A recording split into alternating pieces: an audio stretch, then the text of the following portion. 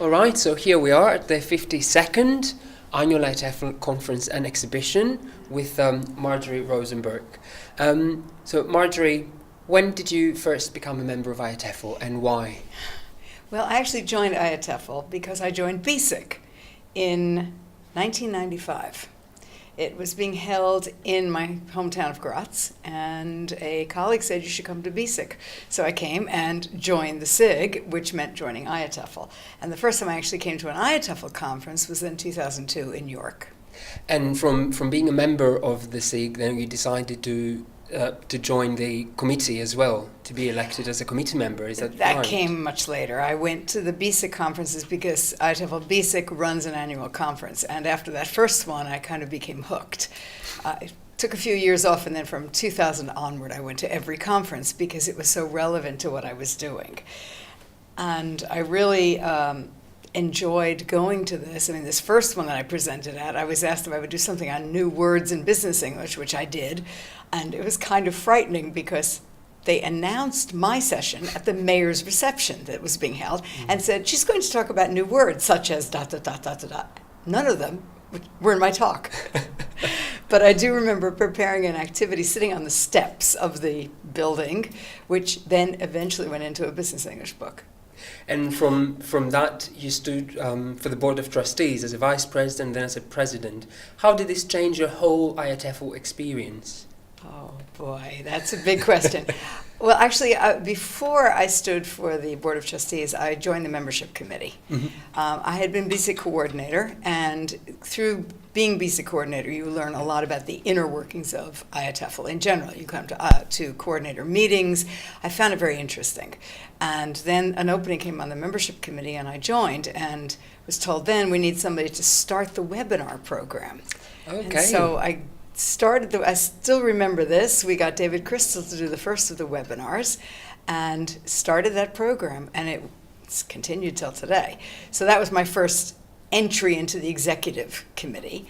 And then from there, I decided to stand for VP, and how it changed my life. Well, the little bit of free time that I did have completely disappeared, let's put it that way. I can imagine. Yeah. So during your presidency, we saw IATEFL adopting a very significant public presence through social media.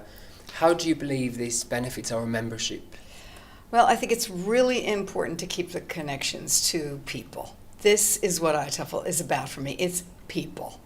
There are lots of things we can do. It's wonderful to have initiatives, but when we acknowledge that everybody out there is doing their best and is just trying to get information and trying to get new ideas and connect with them, this is the strength of any teacher association. And that's why I think this is really important. We also saw transparency, getting procedures outlined and formalized. We saw increase in conference delegate numbers. These were some of the things that happened during your presidency.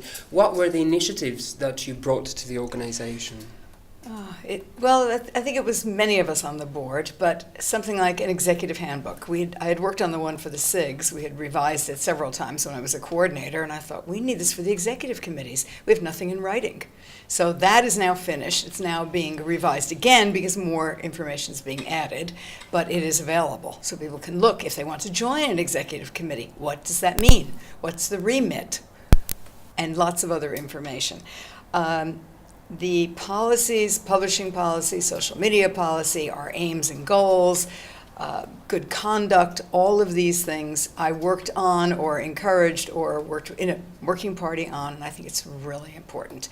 Another thing we did was to come up with justification letters. A student, teacher who was in a teacher training course, said that her headmaster wouldn't let her go because he didn't understand why IATEFL was important. And so I was contacted by someone and said, do we have any kind of justification letter? I said, no. So let's do one. And then somebody said, but they should be in the language of the countries because most headmasters don't speak enough English. Sure. So in the meantime, it's been translated into some 20 languages, and it's on our website, which I think is great. Other things I did, I inherited the history of IATEFL, which Carol Reed had started, and saw that to the end. Louise Atkins acting as publisher in head office, and this was quite a major achievement.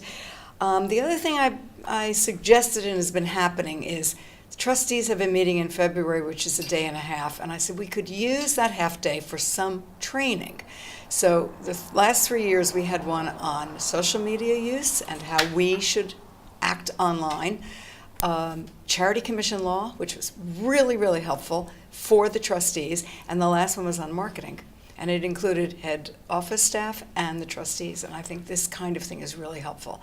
The other things I think are making the SIGs more visible at conference, such as the Meet the SIGs evening that we started last year. This time we're going to have a first-timers get together. These kinds of things I think are really important. We do believe that being a vice president and president is a lot of work, but I'm sure it's much more than what we think. Is that true? Yes, because it's your free time, and you're not in an office. You don't have a secretary. I think what is really a lot of work is keeping track of the big picture while also thinking about the details, which is why, for example, for conference committee, I put together that table of the evening events because I couldn't remember anymore who's doing what. Now, but when you have it in writing, I need this nice table showing what the event is and who's responsible, sending that out to everybody, having that updated. Now, those are those little details. But that big picture still has to be there.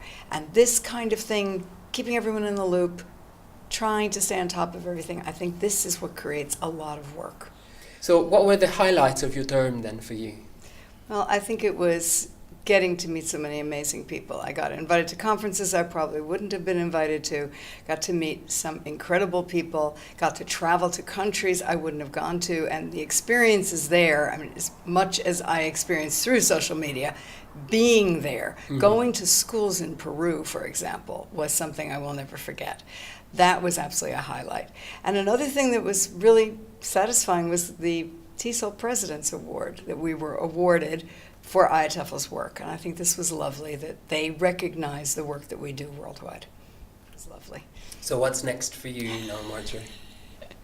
Well, I got an email from someone saying, are you going to put your feet up? I said, well, don't think so. I'm continuing to teach. I still have my corporate clients, which I enjoy greatly. I can now pick and choose my students, which is, I'm fortunate in that. I've been doing it for over 35 years, so it's time. And writing, so working on business English projects, working on articles, coming up with new ideas, and traveling to conferences. That's the next steps, and we'll see what that leads to. Hard to say. Thank you very much for the interview and for everything you've done for IATEFL. Thank you.